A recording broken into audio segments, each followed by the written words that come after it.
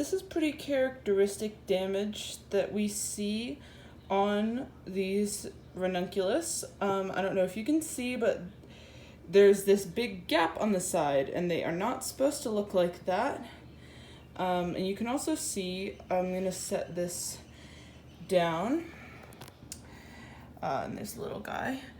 But this hole here was created by these bugs, and there's some more of the hole there that you can see. So that's some pretty characteristic damage done by them.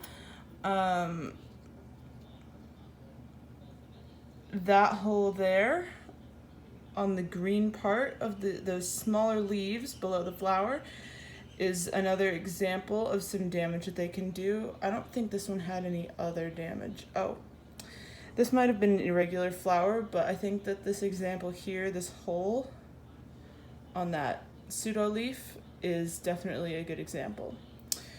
And I have some more here.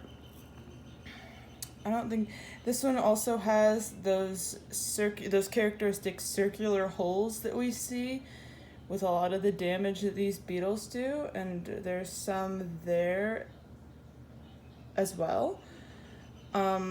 It's a little bit late in the season. I had collected more a few weeks ago, but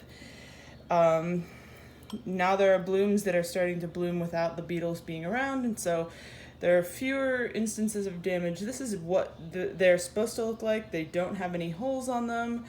The leaves are okay. The flower is fine. But this one is definitely a good example of where one has gotten damage from these beetles, and it has damaged it in its open stage.